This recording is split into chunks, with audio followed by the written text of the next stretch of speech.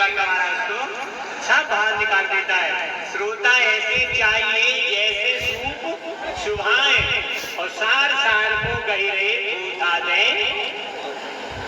तो जितना भी हमारे मन के शब्द है, अब हंसों को मोती चाहिए, संतों को भी शब्द चाहिए, विद्वानों को शब्द चाहिए, और थोड़ा अनन्य लोगों को भी अपना अपना चाहिए, बाजरा मक्का ये भी सब चाहिए ना। तो इसलिए हमें सावधान होने की जरूरत है। सावधानी हटी महाराज जी और दुर्घटना घटी। इसलिए हमें सावधान होकर के बैठना है, कोई भी शब्द कानों से अलग ना निकल जाए, क्योंकि शब्द ही तो ब्रह्म होता है। पंजाबी भाषा में शब्द को ही ब्रह्म बोलते हैं।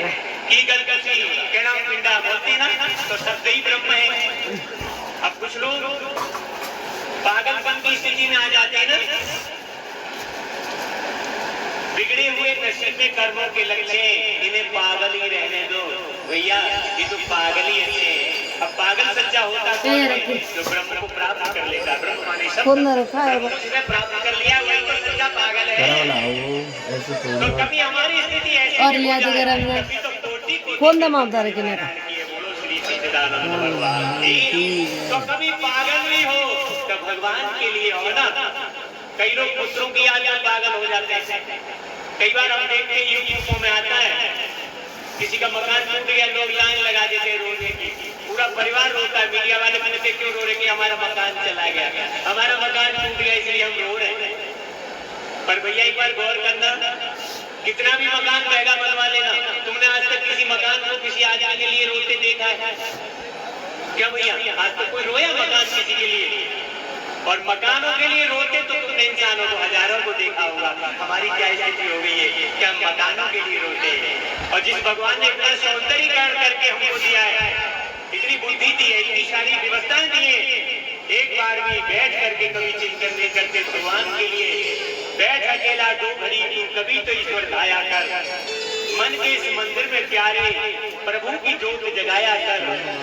बैठ अकेला दो घड़ी कभी तो ईश्वर धाया कर।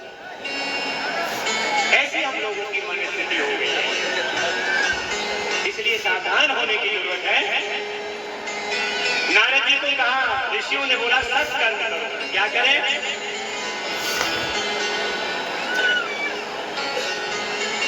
नारद जी बोले आप कहीं मजाक तो नहीं कर रहे सनत कुमारो?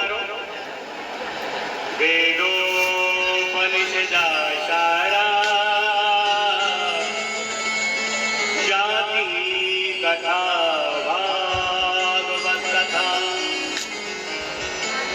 वेदों का जो उपनिषदों का सार ही तो भागवत कथा है। बल्कि आप यूं समझे कि वृक्ष का पूरा सार ही फल में होता है। वैसे तो पूरा वृक्ष ही रसमय है,